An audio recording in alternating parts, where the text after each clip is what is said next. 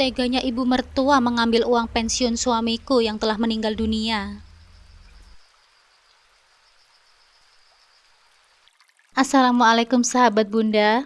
Semoga Allah selalu memberikan kesehatan dan kebahagiaan untuk kita semua. Buat sahabat Bunda yang sudah subscribe, semoga rezekinya dilancarkan ya. Amin ya robbal alamin.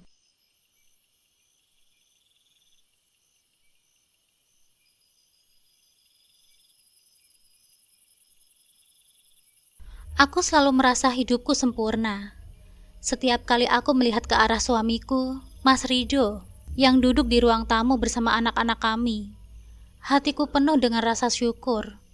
10 tahun sudah kami menikah, dan selama itu pula, aku merasa hidupku dipenuhi oleh cinta yang tulus dan kebahagiaan yang tak terukur. Sebagai istri dari seorang pegawai negeri di instansi keuangan, aku tahu betul bagaimana sibuknya pekerjaan Mas Rido. Namun di tengah-tengah kesibukannya, dia selalu memastikan untuk meluangkan waktu bagi keluarganya. Rumah kami mungkin sederhana, tapi terasa seperti surga yang nyaman. Itu adalah rumah yang kami bangun bersama, penuh dengan kenangan sejak awal kami menikah. Mas Rido selalu mengutamakan kenyamanan kami, anak-anak kami, Rania yang kini berusia 8 tahun, dan Faza yang baru 3 tahun, selalu merasa aman dan terlindungi dalam kehangatan rumah ini. Satu hal yang sangat kukagumi dari Mas Rido adalah tanggung jawabnya. Sebagai anak ketiga dari 3 bersaudara, dia tumbuh dengan kesadaran bahwa keluarganya adalah bagian penting dalam hidupnya. Kakaknya yang pertama, Mas Hasan, sejak lama merantau ke luar negeri. Awalnya, Mas Hasan hanya berniat bekerja di sana untuk beberapa tahun saja. Namun seiring berjalannya waktu, dia menikah dan menetap di sana. Ayah Mas Rido sudah meninggal dunia 5 tahun yang lalu setelah kami menikah, meninggalkan tanggung jawab besar bagi Mas Rido dan kakaknya yang kedua, Mbak Ratna, untuk merawat ibu mereka. Mbak Ratna, meski lebih tua, masih tinggal di rumah orang tua mereka bersama ibu mereka, karena suaminya yang bekerja sebagai tukang parkir di sebuah minimarket belum mendapatkan penghasilan yang tetap setiap bulannya. Setiap bulan, Mas Rido selalu menyisihkan sebagian gajinya untuk dikirimkan kepada ibu dan Mbak Ratna. Tindakan ini bukan karena tuntutan, melainkan karena keinginannya sendiri untuk tetap berbakti kepada ibunya.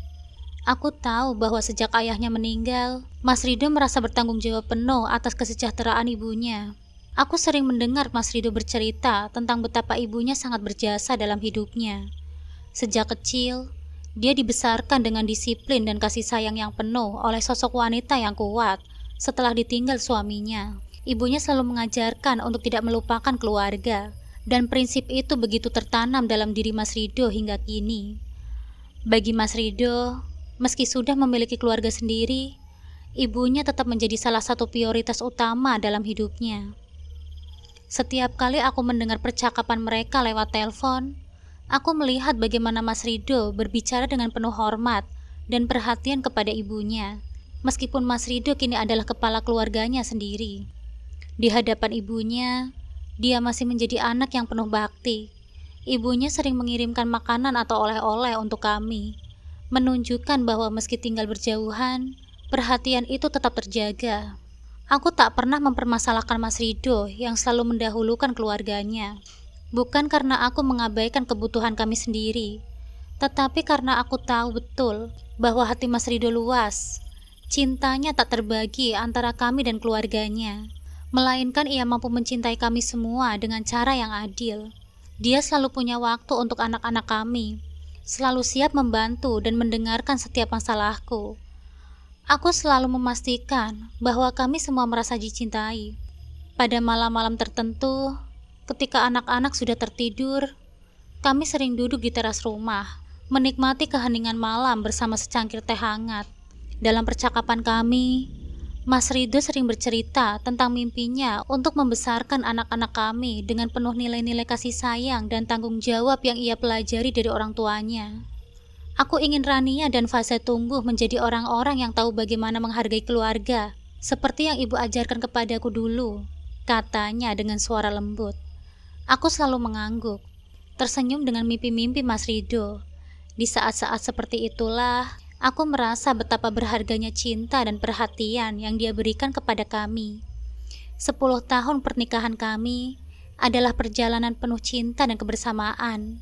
Mas Rido tidak hanya menjadi suami yang setia, tetapi juga ayah yang penuh kasih sayang dan anak yang berbakti. Rasanya, hidupku benar-benar lengkap bersamanya. Namun di balik semua kebahagiaan ini, aku tak pernah menyangka bahwa takdir sudah menyiapkan ujian besar yang akan mengguncang hidupku. Sesuatu yang tak pernah terlintas dalam benakku. Sementara diriku sejak kecil, aku sudah terbiasa hidup dalam kesendirian. Kedua orang tuaku meninggal ketika aku masih remaja, meninggalkanku dengan luka yang dalam dan rasa kehilangan yang tak mudah diobati. Ayahku meninggal akibat serangan jantung ketika aku berusia 14 tahun, dan ibuku menyusul setahun kemudian setelah berjuang melawan penyakit kanker. Kehilangan mereka secara beruntun membuatku seakan-akan jatuh ke dalam lubang gelap yang tak berujung. Saat itu, satu-satunya harapanku adalah kakakku, Sandi. Dia 6 tahun lebih tua dariku, dan ketika orang tua kami meninggal, dialah yang mengurusku. Namun tak lama setelah kematian ibu, Sandi menikah dan pindah ke luar pulau, mengikuti istrinya yang mendapatkan pekerjaan di sana. Kepergian Sandi terasa seperti pukulan bagiku, meski aku tahu dia juga berjuang untuk kehidupannya sendiri. Aku tak bisa menahan rasa kesepian yang semakin menggerogoti hari-hariku. Aku terpaksa belajar mandiri lebih cepat dari seharusnya. Selepas SMA, aku mencoba berbagai pekerjaan untuk bertahan hidup. Mulai dari bekerja di toko, menjadi kasir, hingga bekerja di kafe kecil. Aku menjalani semua itu tanpa keluhan. Dalam setiap langkahku, aku selalu ingat pesan ibuku sebelum dia meninggal. Jadilah anak yang kuat ya nak. Hidup ini tak selalu mudah, tapi kamu harus menemukan jalannya. Kata-kata itu yang selalu terngiang di kepalaku dan menjadi penyemangat di tengah kesulitan. Kehidupanku tanpa keluarga tak mudah. Apalagi ketika orang-orang di sekitarku terus-menerus membicarakan hangatnya kebersamaan dengan keluarga mereka. Saat malam hari, ketika aku sendirian di kamar kecilku, seringkali rasa rindu akan kehadiran orang tua dan saudara membuncah. Aku merindukan kehangatan sebuah keluarga, rumah yang ramai dengan tawa, dan percakapan hangat di meja makan. Namun aku tak pernah menyerah. Aku percaya suatu hari nanti, aku akan menemukan kebahagiaan dalam bentuk yang lain. Perubahan besar dalam hidupku datang ketika aku bertemu dengan Mas Rido. Saat itu, aku bekerja sebagai pelayan di kafe. Mas Rido sering duduk di kafe tempatku bekerja setelah pulang kerja. Dan setiap kali dia datang, kami berbincang sebentar. Awalnya, hanya percakapan ringan tentang keseharian kami.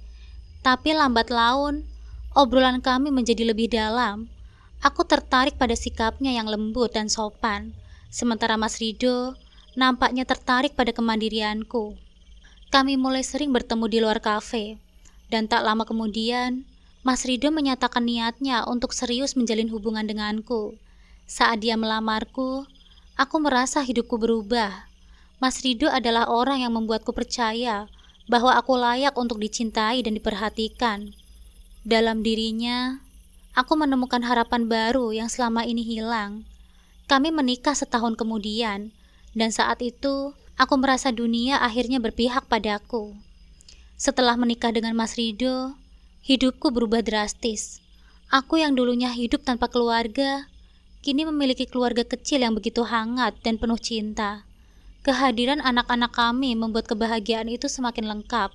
Setiap hari, aku bangun dengan senyum di wajahku, karena aku tahu aku tak sendiri lagi. Anak-anak menjadi pusat hidupku, sementara Mas Rido adalah fondasi yang menopang semua kebahagiaan itu. Meski aku tak lagi punya keluarga kandung yang dekat, aku merasa hidupku lengkap. Mas Rido selalu ada untukku, memberikan rasa aman dan perlindungan yang selama ini aku rindukan. Setiap aku bercerita tentang masa laluku, tentang kesepian yang selalu aku rasakan setelah orang tuaku meninggal, Mas Rido selalu mendengarkan dengan penuh perhatian. Dia tak pernah menghakimi atau merasa bosan mendengarkan kisah yang mungkin bagi orang lain sudah usang. Namun meski hidupku bersama Mas Rido dan anak-anak terasa begitu nyaman, aku tetap merindukan kehadiran saudara kandungku, kakakku Sandi. Meskipun sesekali mengirim kabar melalui pesan singkat, tetap saja terasa jauh. Hubungan kami renggang karena jarak dan kesibukan masing-masing. Aku paham, Sandi harus mengurus keluarganya sendiri, tapi itu tak menghilangkan rasa ingin berbagi kebahagiaan atau kesedihan dengannya. Setiap kali ada perayaan ulang tahun anak-anak atau momen-momen penting dalam hidupku, aku sering membayangkan bagaimana rasanya jika Sandi ada di sini bersamaku. Di tengah semua kebahagiaan itu, aku merasa kesepian dalam hal yang berbeda. Mas Rido sangat mendukungku, tapi dia tak pernah benar-benar memahami bagaimana rasanya hidup tanpa keluarga kandung. Dia masih memiliki ibu dan kakaknya yang selalu dekat dengannya. Dan meski aku juga diterima dengan baik oleh mertuaku, tetap saja ada bagian dariku yang terasa hilang. Setiap kali melihat Mas Rido berbincang dengan ibunya atau Mbak Ratna, ada rasa iri kecil yang muncul dalam hatiku. Aku merindukan seseorang dari keluargaku sendiri untuk berbagi kehidupan ini. Namun aku tak pernah menunjukkan perasaan itu pada Mas Rido. Aku tahu dia tak akan pernah bisa menggantikan peran keluarga kandungku. Tapi dia sudah memberikan segalanya untukku. Kehangatan dari Mas Rido dan anak-anak cukup untuk menutupi rasa kekosongan ini. Atau setidaknya, begitulah yang kupikirkan. Hidup kami terus berjalan dengan bahagia. Hingga suatu hari, takdir memutuskan untuk merenggut kebahagiaan itu dari tanganku. Sebuah peristiwa yang tak pernah terlintas dalam pikiranku. Sesuatu yang mengubah segalanya dalam sekejap dan membuatku kembali terjebak dalam kesendirian yang paling menyakitkan. Malam itu masih teringat jelas dalam benakku, seolah-olah baru terjadi kemarin. Udara dingin menyelimuti rumah kecil kami, dan aku sedang menunggu Mas Rido pulang. Anak-anak sudah tertidur, sementara aku duduk di ruang tamu dengan sebuah buku di pangkuanku. Namun pikiranku terus melayang pada Mas Rido. Hari itu, dia bilang akan pulang sedikit terlambat karena ada pekerjaan yang harus diselesaikan di kantor. Sudah hampir jam 9 malam, dan aku mulai merasa gelisah. Mas Rido memang sering pulang larut malam karena pekerjaannya yang sibuk. Tapi ada sesuatu yang aneh malam itu. Ketika teleponku berdering, aku berharap itu Mas Rido yang mengabarkan dia sedang dalam perjalanan pulang. Namun panggilan itu membawa kabar yang menghantam jiwaku hingga hancur berkeping-keping. Suara di seberang telepon terdengar cemas dan tegas. Seorang petugas polisi memberitahuku bahwa Mas Rido mengalami kecelakaan di jalan raya. Sebuah truk besar kehilangan kendali, menabrak mobil Mas Rido dan menghancurkannya. Mas Rido? Suamiku? Suaraku bergetar, nyaris tak keluar dari tenggorokanku. Aku tak bisa memproses apa yang kudengar. Kaki dan tanganku bergetar. Tubuhku rasanya lumpuh saat itu juga. Aku mencoba mengendalikan diriku, tapi kepanikan merayap ke seluruh tubuhku. Tanpa berpikir panjang, aku segera berlari keluar rumah, memanggil tetangga untuk menjaga anak-anakku, lalu buru-buru menuju rumah sakit. Sesampainya di rumah sakit, aku sudah terlambat. Mas Rido telah tiada.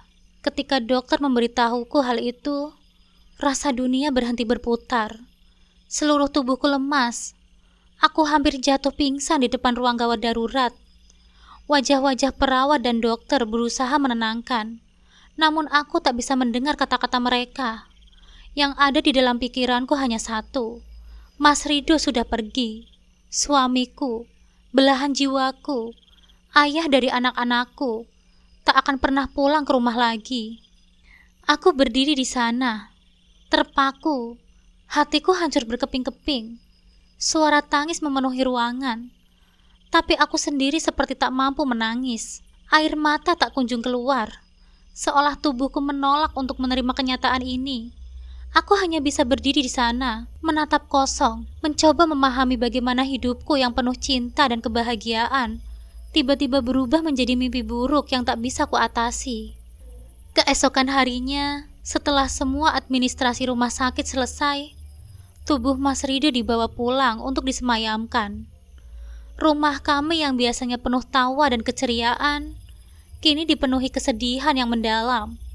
Para tetangga, kerabat, dan teman-teman datang melayat, memberikan ucapan bela sungkawa. Namun tak ada yang bisa menghapus kesakitan di hatiku. Setiap kali kulihat anak-anakku, hati ini terasa tercabik-cabik. Bagaimana aku harus menjelaskan kepada mereka bahwa ayah mereka tak akan pernah kembali? Anak-anak masih terlalu kecil untuk benar-benar memahami apa yang terjadi. Mereka bertanya-tanya kenapa ayahnya tak kunjung pulang. Dan aku tak punya jawaban selain air mata yang terus mengalir. Di depan mereka, aku berusaha tegar. Aku tak ingin membuat mereka semakin sedih. Namun setiap malam, ketika mereka sudah tertidur, aku akan duduk di sudut kamar dan menangis dalam diam, meratapi kepergian Mas Rido yang begitu tiba-tiba dan tak terduga. Hari-hari setelah pemakaman adalah hari-hari terberat dalam hidupku. Kehilangan Mas Rido bukan hanya kehilangan seorang suami, tetapi juga kehilangan separuh jiwaku. Sejak dia pergi, rumah yang tadinya penuh kehangatan, kini terasa dingin dan sunyi. Pekerjaan rumah tangga yang dulu terasa ringan, kini berubah menjadi beban berat. Setiap sudut rumah ini mengingatkanku pada Mas Rido. Tawa kecilnya, caranya menggoda anak-anak, hingga pelukannya di malam hari. Namun tak hanya kesedihan yang datang setelah kepergiannya. Perlahan, masalah-masalah baru mulai muncul, menambah beban yang sudah begitu berat di pundakku. Aku tak pernah menyangka bahwa kehidupan setelah kematian Mas Rido akan menjadi lebih rumit dari yang kubayangkan. Hari demi hari, aku mulai menyadari bahwa hidup ini akan jauh lebih sulit dari apa yang kuduga. Bukan hanya karena kehilangan sosok suami yang kucintai, tetapi juga karena kepergian Mas Rido membuatku harus menghadapi kenyataan pahit tentang finansial kami. Sebelum kecelakaan itu, Mas Rido adalah tulang punggung keluarga. Dia bekerja keras untuk memastikan kami hidup dengan nyaman. Meski sederhana, gajinya dari pekerjaan sebagai pegawai negeri cukup memenuhi kebutuhan sehari-hari dan menyisihkan sebagian untuk ibunya. Namun setelah dia tiada, aku mulai dihantui oleh kekhawatiran tentang bagaimana aku akan bertahan tanpa sumber penghasilan yang tetap. Aku tahu Mas Rido adalah pegawai negeri, dan aku selalu mendengar bahwa ada tunjangan pensiun untuk keluarga yang ditinggalkan. Tapi di saat aku masih berduka, aku tak banyak memikirkan hal itu. Fokusku hanya pada anak-anak dan bagaimana aku bisa menjaga mereka tetap kuat di tengah badai ini. Meski begitu, di lubuk hatiku ada perasaan ganjil tentang hak-hak yang seharusnya aku terima. Ketika aku mendengar dari beberapa teman Mas Rido tentang tunjangan pensiun dan asuransi yang seharusnya diberikan kepada istrinya, aku mulai bertanya-tanya. Tapi di tengah kebingungan dan rasa sakit yang belum hilang, aku tak punya energi untuk mengejar hal-hal tersebut. Yang ku tahu, aku hanya menerima uang sumbangan dari kantor Mas Rido tanpa informasi lebih lanjut tentang pensiun atau asuransi. Waktu berlalu, dan aku sadar bahwa aku harus segera bangkit. Anak-anak membutuhkan aku lebih dari sebelumnya, dan hidup kami harus terus berjalan. Namun dengan Mas Rido yang sudah tiada, bagaimana aku bisa melanjutkan hidup ini sendirian? Setelah kepergian Mas Rido, hidupku berubah drastis. Dulu ketika dia masih ada, aku tidak perlu khawatir tentang keuangan. Gaji bulanan Mas Rido sebagai pegawai negeri di instalasi keuangan selalu cukup untuk memenuhi kebutuhan keluarga. Kami hidup sederhana, tapi tak pernah kekurangan. Aku mengurus rumah dan anak-anak, sementara Mas Rido memenuhi tanggung jawab finansial. Namun kini semua itu terasa seperti kenangan yang jauh. Beberapa minggu setelah pemakaman, kenyataan mulai menghantamku. Tak ada lagi uang yang masuk, kecuali sumbangan dari instansi Mas Rido 1 kali. Awalnya, aku berpikir bahwa mungkin uang pensiun atau tunjangan akan segera menyusul. Namun bulan demi bulan berlalu, dan tidak ada kabar apapun. Pada saat itu, aku terlalu sibuk dengan duka dan merawat anak-anak untuk memikirkan masalah administrasi. Aku bahkan tidak menyadari betapa pentingnya hak-hak yang seharusnya aku terima sebagai istri yang ditinggalkan. Aku tahu bahwa aku harus segera bangkit. Kehidupan tak akan berhenti hanya karena aku kehilangan Mas Rido. Namun hidup tanpa suami adalah sesuatu yang baru dan asing bagiku. Aku tidak punya siapa-siapa lagi di kota ini. Kedua orang tuaku sudah lama meninggal, dan kakakku tinggal jauh di luar pulau. Satu-satunya keluarga yang ada adalah keluarga Mas Rido. Tetapi sejak pemakaman, mereka lebih sering diam. Mbak Ratna, kakak perempuan Mas Rido yang tinggal bersama ibu mereka, hanya sesekali menghubungi. Tidak ada yang menawarkan bantuan finansial, bahwa meski aku tahu, mereka tahu kondisiku yang semakin sulit. Aku sadar bahwa aku harus mulai mencari nafkah. Tabungan kami, meski tidak banyak, hanya cukup untuk beberapa bulan. Setelah itu aku harus menemukan cara untuk memenuhi kebutuhan kami. Setelah berpikir panjang, aku memutuskan untuk berjualan gorengan. Meski tidak banyak, tapi setidaknya itu bisa menjadi jalan keluar sementara. Aku memanfaatkan keterampilanku di dapur. Mas Rido selalu memuji masakanku, terutama gorengan yang sering kuhidangkan untuk keluarga. Setiap pagi, aku bangun lebih awal untuk membuat adonan. Gorengan pisang, tempe, tahu, dan bakwan. Saat anak-anak sudah berangkat sekolah, aku mempersiapkan barang-barang jualanku. Di sore hari, aku membawa gorengan tersebut berkeliling kompleks, menawarkan kepada tetangga-tetangga yang lewat. Tidak mudah di awal, aku merasa malu. Dulu ketika Mas Rido masih hidup, aku adalah seorang istri yang tinggal di rumah. Kini aku adalah seorang janda yang harus berkeliling dengan gerobak kecil di tangan, menjajakan gorengan demi sesuap nasi. Namun ketika aku melihat senyum anak-anakku, segala rasa malu itu perlahan terkikis. Aku tahu, aku harus kuat demi mereka. Hari demi hari, aku mulai terbiasa dengan rutinitas ini. Meskipun begitu, tantangan hidup terus datang. Penghasilan dari berjualan gorengan tidak cukup besar, hanya cukup untuk memenuhi kebutuhan dasar, seperti makanan dan biaya sekolah anak-anak. Aku harus pintar-pintar mengatur keuangan, bahkan untuk hal-hal yang kecil. Kadang di tengah malam ketika anak-anak sudah tidur, aku akan duduk sendirian di ruang tamu, menghitung setiap receh yang kudapatkan dari hasil jualan. Kebutuhan terus bertambah, sementara pendapatan terasa begitu minim. Namun yang lebih mengusik pikiranku adalah ketidakjelasan soal uang pensiun atau tunjangan yang seharusnya menjadi hakku sebagai istri dari seorang pegawai negeri yang telah meninggal. Aku mulai bertanya-tanya, kenapa aku belum menerima apapun? Bukankah seharusnya ada tunjangan untuk keluarga yang ditinggalkan? Meskipun aku tidak terlalu paham tentang proses administrasi, aku tahu bahwa Mas Rido adalah pegawai negeri yang seharusnya memiliki jaminan bagi keluarganya. Namun ketika aku mencoba mencari tahu lebih lanjut, aku justru menghadapi dinding kebingungan dan ketidakjelasan. Aku pernah mendengar bahwa tunjangan pensiun bisa dialihkan kepada istri atau anak-anak jika seorang pegawai negeri meninggal dunia. Tapi mengapa aku tidak mendapatkannya? Apakah aku salah dalam mengurusnya? Apakah ada dokumen yang tidak kuisi? Pertanyaan-pertanyaan itu terus menghantuiku. Namun aku tidak tahu harus bertanya kepada siapa. Setiap kali aku mencoba mencari informasi lebih lanjut, rasanya aku hanya berjalan di tempat. Sementara itu, hubungan dengan keluarga Mas Rido semakin terasa dingin. Sejak pemakaman, mereka jarang berkomunikasi denganku. Aku tidak ingin meminta bantuan finansial dari mereka, karena aku tahu mereka juga memiliki kehidupan masing-masing. Namun ada satu hal yang membuatku curiga. Aku pernah mendengar desas-desus bahwa uang pensiun Mas Rido dialihkan kepada orang lain. Tapi kepada siapa? Semakin lama, semakin banyak pertanyaan yang muncul dalam benakku. Apakah mungkin ada sesuatu yang disembunyikan dari diriku? Bagaimana jika hak-hak sebagai istri telah diambil oleh orang lain tanpa sepengetahuanku? Aku merasa ada sesuatu yang tidak beres. Tapi aku tidak tahu bagaimana caranya mencari tahu lebih lanjut. Hari-hariku terus diisi dengan perjuangan untuk bertahan hidup.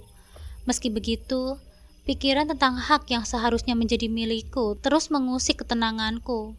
Aku tahu, suatu saat aku harus menghadapi kenyataan ini. Meski rasanya berat, entah bagaimana, aku harus menemukan kebenaran di balik hilangnya uang pensiun yang seharusnya menjadi milikku dan anak-anakku. Hari itu, Aku merasa hatiku hancur lebih dalam dari sebelumnya. Semua berawal dari pertemuanku dengan Angga, seorang teman lama Mas Rido.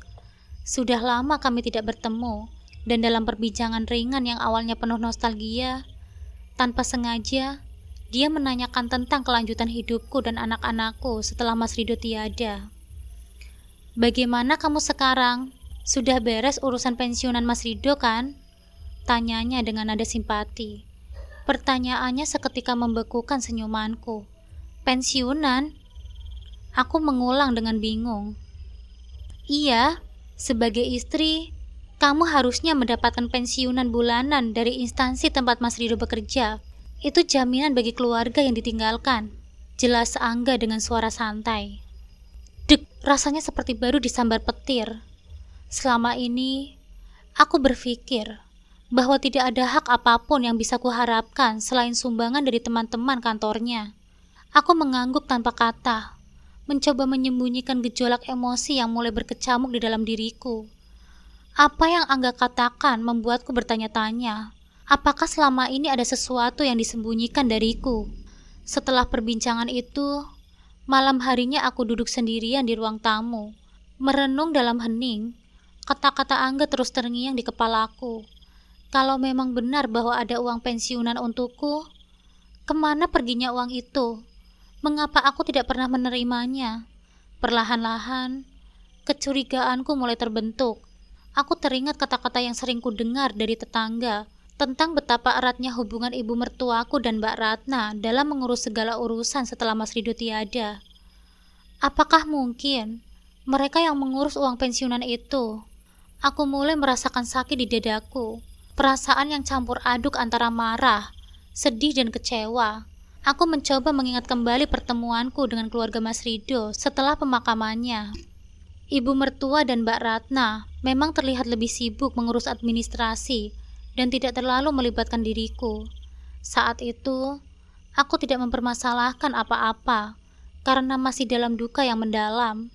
Tapi sekarang, semuanya terasa mencurigakan. Dengan hati yang penuh pertanyaan, aku memutuskan untuk berani bertanya langsung kepada ibu mertuaku dan Mbak Ratna. Aku tahu ini bukan hal yang mudah, tapi aku tidak bisa terus diam. Jika memang ada hak yang seharusnya menjadi milikku dan anak-anakku, aku harus memperjuangkannya. Beberapa hari kemudian, aku datangi rumah ibu mertuaku. Dengan langkah yang berat, aku berjalan menuju pintu depan, mencoba menenangkan diri sebelum mengetuk. Hatiku berdebar keras. Setelah beberapa saat, pintu dibuka oleh Mbak Ratna. "Oh, kamu. Ada perlu apa ya?" tanyanya tanpa senyum. Suaranya terdengar dingin. Aku mencoba tersenyum meski bibirku bergetar. "Mbak, ibu ada. Aku ingin bicara tentang sesuatu yang penting, Mbak," kataku pelan. Mbak Ratna tidak mempersilahkan aku masuk. Dia hanya berdiri di ambang pintu. Tangannya menyilang di dada. "Ibu lagi istirahat. Ngomong aja sama aku. Ada apa sih?" Aku menarik nafas dalam-dalam. "Aku cuma ingin tahu soal uang pensiunan Mas Rido, Mbak. Aku dengar dari teman Mas Rido, seharusnya aku yang mendapatkan uang itu setiap bulan. Tapi sampai sekarang, aku tidak menerima apa-apa. Apa Mbak atau Ibu tahu tentang ini?" Wajah Mbak Ratna berubah kaku.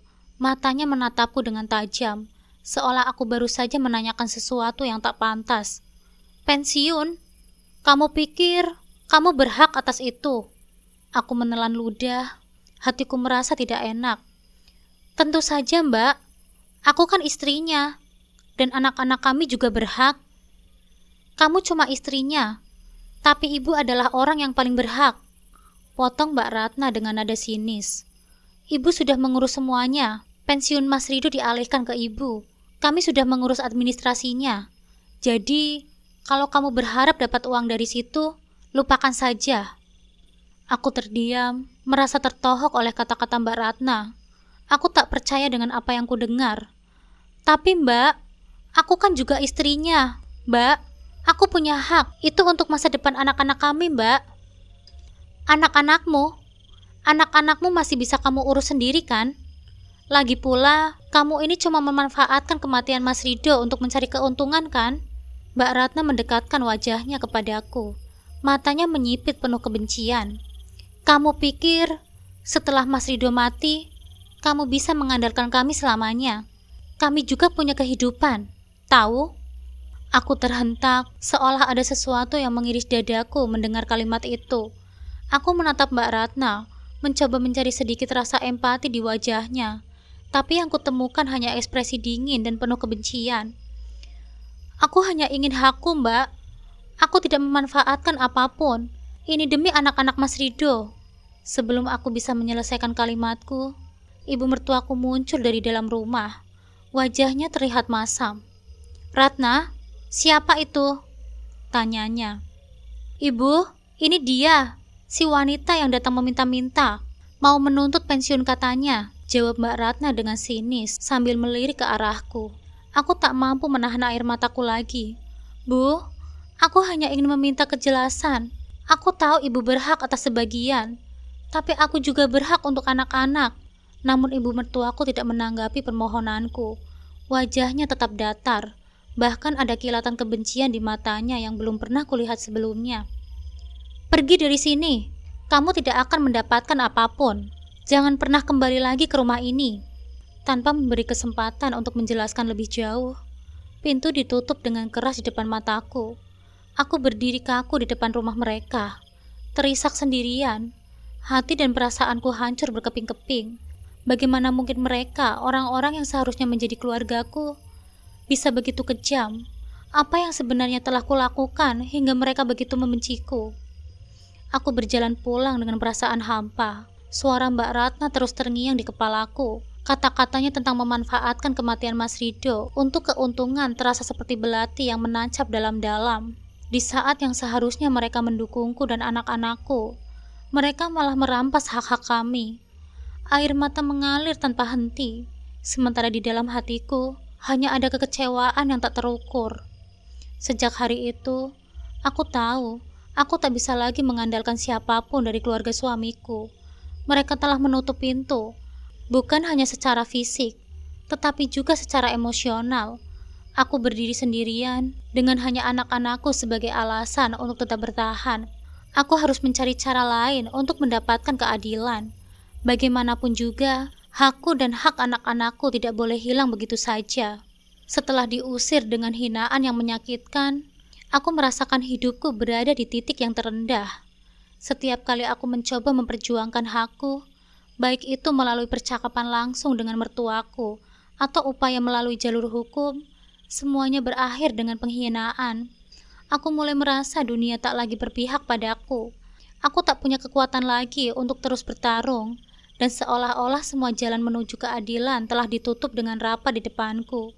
Keluarga terdekat pun tidak bisa memberiku banyak bantuan. Kakakku tinggal jauh di luar pulau, dan komunikasi kami terbatas. Ia memiliki kehidupan dan keluarganya sendiri, sehingga aku tak bisa berharap banyak darinya. Hari demi hari, aku menjalani rutinitas yang melelahkan. Berjualan gorengan keliling hanya demi mencukupi kebutuhan anak-anakku. Namun di dalam hatiku, aku hampir menyerah. Kehilangan Mas Rido adalah pukulan terbesar dalam hidupku. Dan sekarang, aku harus berhadapan dengan kenyataan bahwa keluarganya yang seharusnya menjadi penopangku, malah merampas hakku. Satu-satunya yang membuatku terus bertahan hanyalah anak-anakku. Melihat senyum mereka yang polos, mendengar tawa kecil mereka di tengah hari yang sulit, membuatku sadar bahwa aku tidak boleh menyerah.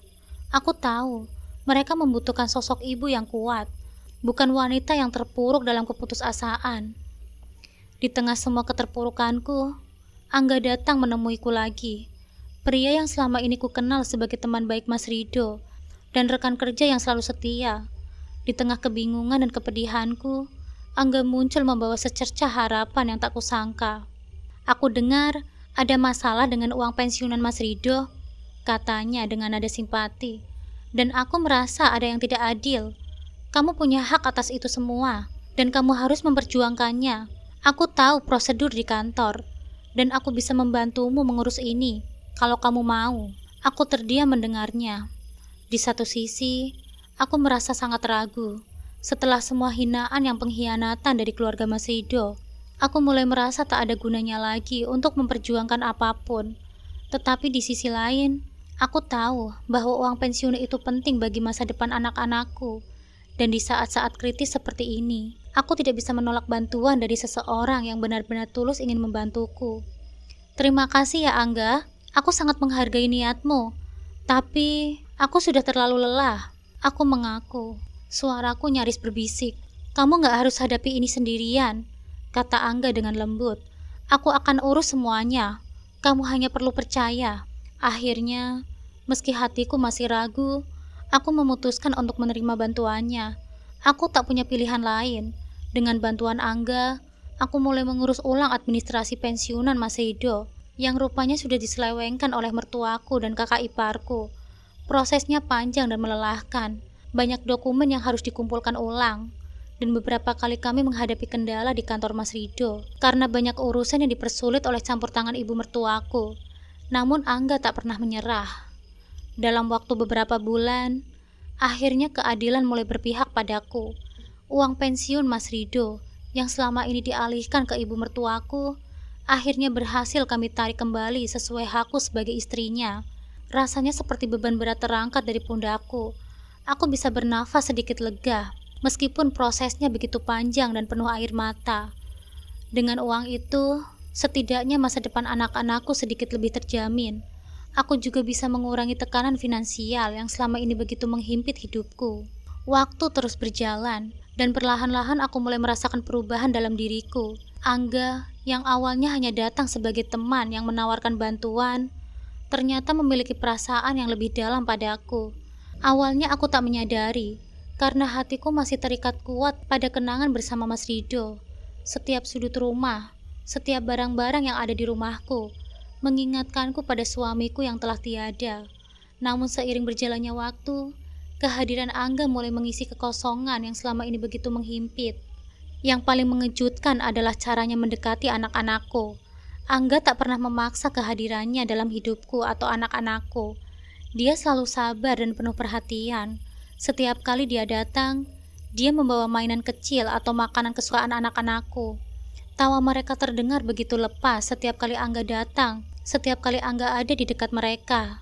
Meski awalnya aku cemas, mereka akan terlalu bergantung pada sosok lain selain ayah mereka. Aku tak bisa menutup mata pada kenyataan bahwa Angga berhasil menghadirkan kebahagiaan baru di tengah kesedihan kami. Bunda, Om Angga itu baik ya? Tanya anak sulungku suatu malam. Aku tersenyum tipis, mengelus rambutnya yang halus. Iya nak, Om Angga memang baik. Dan memang benar, Angga tidak pernah memaksaku untuk mencintainya. Dia selalu menjaga jarak, menghormati perasaanku yang masih terikat dengan kenangan Mas Rido. Tapi semakin dia hadir di dalam hidup kami, semakin aku merasakan kenyamanan yang berbeda. Kehadirannya membawa kedamaian yang baru, sesuatu yang telah lama hilang sejak kepergian Mas Rido. Perlahan, aku mulai membuka hati, meskipun rasa bersalah masih menghantuiku. Aku tahu, ini bukan soal menggantikan Mas Rido. Tak ada yang bisa menggantikan posisi suamiku dalam hidupku dan di dalam hati anak-anakku. Namun Angga tidak mencoba menjadi penggantinya. Dia hanya menjadi dirinya sendiri, sosok yang penuh kasih sayang dan perhatian, yang hadir ketika kami sangat membutuhkannya. Perasaanku mulai berkembang. Bukan berarti aku melupakan Mas Rido, tetapi aku sadar bahwa aku berhak untuk bahagia lagi.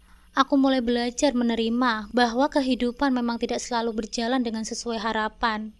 Terkadang, ketika kehilangan seseorang yang kita cintai, namun di saat yang sama, kita diberi kesempatan untuk menemukan cinta yang lain. Cinta yang datang dalam bentuk yang berbeda, tetapi tetap memberikan rasa hangat dan aman. Malam itu, setelah anak-anak tidur, aku duduk sendirian di ruang tamu, mengenang segala perjalanan hidupku, dari kehilangan Mas Rido, pengkhianatan keluarganya, hingga munculnya Angga yang perlahan-lahan mengisi kekosongan dalam hidup kami. Aku tahu jalan ini tidak mudah. Aku mulai melihat secercah harapan di depan mataku. Aku berada di persimpangan. Hati kecilku masih terikat pada Mas Rido, suamiku yang telah tiada. Tetapi aku juga menyadari bahwa Angga adalah sosok yang bisa menjadi pendamping yang baik. Setelah melalui banyak pertimbangan dan doa, aku akhirnya menerima kenyataan bahwa hidup harus terus berjalan. Aku memberi kesempatan untuk diriku sendiri untuk kembali bahagia. Setelah beberapa bulan, aku dan Angga menikah dalam sebuah upacara sederhana.